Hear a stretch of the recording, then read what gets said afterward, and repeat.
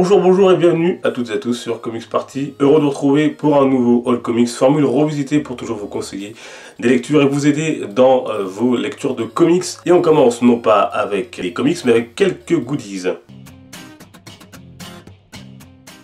Et on démarre donc avec cette figurine de Spider-Man. Si vous me suivez sur les réseaux sociaux, vous l'avez vu. Spider-Man de NECA dans cette position ultra aérodynamique. Vous reconnaissez bien sûr les traits de Todd McFarlane sur ce cadre 3D. Vraiment une très belle pièce numérotée que j'ai trouvée sur le bon coin. Autre figurine, celle-ci de la série animée Batman The New Batman Adventures. Un très joli set dans lequel on retrouve des figurines animées. On a Batman, comme vous voyez, Robin, Alfred Pennyworth, Batgirl et le commissaire Gordon.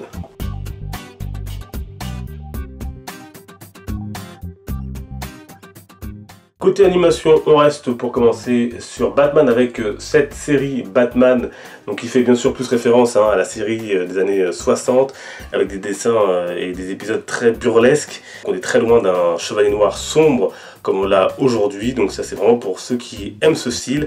Et on a beaucoup d'épisodes sur cette version puisqu'on a 363 minutes. Et puis du Wonder Woman, puisque Warner Bros a réédité donc ce film animé de Wonder Woman qui est sorti il me semble en 2008, que j'avais déjà vu, que j'ai pris plaisir à revoir en achetant le DVD qui coûte 9,90 €, en tout cas à la Fnac. Très bon cet animé sur Wonder Woman, beaucoup plus sombre et violent d'ailleurs que le film, et on retrouve donc l'origin story de Diana. On retrouve à peu près ce qu'on voit dans le film, Steve Trevor et l'avion qui s'écrase, on retrouve Ares de façon sans doute un peu plus badass que dans le film encore, et c'est très intéressant si vous n'avez pas encore vu cet animé de Wonder Woman.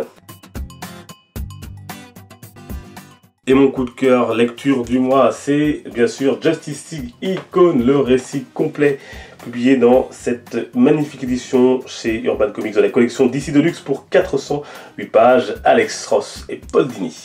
Premier point positif, à noter, Urban Comics nous propose un maxi format pour admirer les planches sublimes d'Alex Ross avec un prix très abordable de 35 €. Paul Dini nous propose ici un récit par personnage. Superman va devoir aider l'humanité à lutter contre la faim et se rendre compte des limites de ses capacités et de son rôle. Batman va lui lutter contre le crime à Gotham et il trouvera notamment sur sa route le désespoir, celui d'un jeune garçon qui va le ramener à sa propre histoire. Shazam, en apportant du réconfort à de jeunes malades, va mener une quête intérieure et Wonder Woman, elle va se confronter à sa propre image en aidant des populations menacées. On a également un récit complet sur la Justice League qui met nos héros en action face à un virus d'une nouvelle espèce. On découvre dans les bonus le travail incroyable d'Alex Ross qui a travaillé à partir de vrais modèles. Le résultat est saisissant et somptueux. Beau et puissant, ce récit sonne comme la définition même du mot héroïsme dans ce qu'il a de plus noble.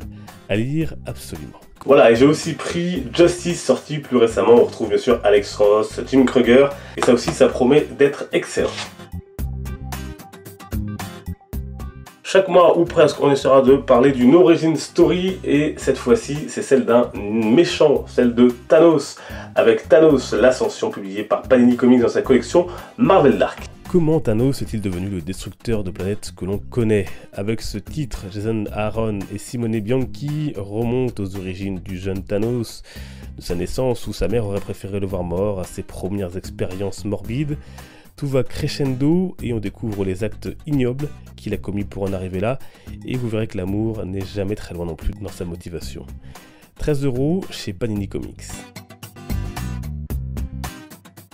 La pause kiosque avec pour commencer Inhumains versus X-Men également, ce qui va bien avec ce hors-série numéro 3 de X-Men. Après Avengers vs X-Men ou encore Civil War 2, c'est au tour des Inhumains et des X-Men de s'affronter dans ce crossover mené par Jeff Lemire et Charles Soule notamment. Vous pouvez le lire même si vous n'avez pas suivi les événements précédents grâce notamment à un résumé avant l'épisode. Je vous conseille toutefois vivement de lire le X-Men hors-série 3 de juin qui avec Death of X lève le voile sur la mort de Cyclope et lance les prémices de l'affrontement, tout comme le prélude publié dans ce même numéro.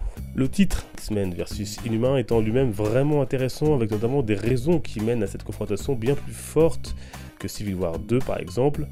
On y voit des X-Men faire des choix qui ne leur ressemblent pas, poussés justement par l'urgence de la situation.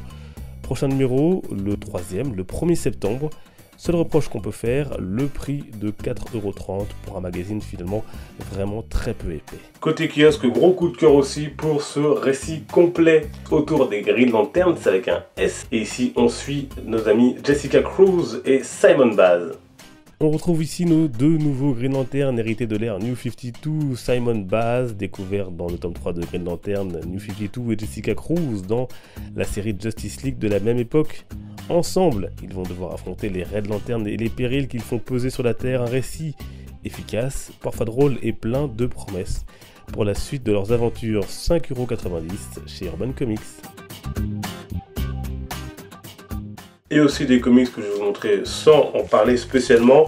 J'ai été en Espagne, donc j'ai ramené pas mal de comics espagnols, que je lis bien espagnol. Pas mal de DC Comics, de DC Rebirth, puisqu'ils sont publiés un peu comme le format original aux États-Unis, c'est intéressant. Ici, Justice League Power Rangers, la Trinité, Superman, Batman, Wonder Woman. Et ici, on a Flash Rebirth. Je me suis également arrêté du côté de Bordeaux et de Pulps Bordeaux, spécialisé dans les comics et notamment les VO. Et j'ai pu prendre la suite d'Injustice, Spider-Man 2 par Bendis et Piketty, ça démarre bien. J'ai pu compléter ma collection de couvertures variantes 3D avec ici Black Adam, et puis on peut aussi citer Batman and the Outsiders, et puis du X-Men contre les 4 Fantastiques. Enfin on a aussi du X23, le défi de Thanos que je n'avais pas en kiosque, que j'avais déjà en format librairie, mais là la version kiosque, et cette collection Spider-Man incontournable avec ici celui du numéro sur le 11 septembre 2001. Voilà les amis, j'espère que ça vous aura plu, n'hésitez pas à me dire les comics que vous avez lus dans la barre des commentaires. On se retrouve dimanche pour la prochaine. Merci de votre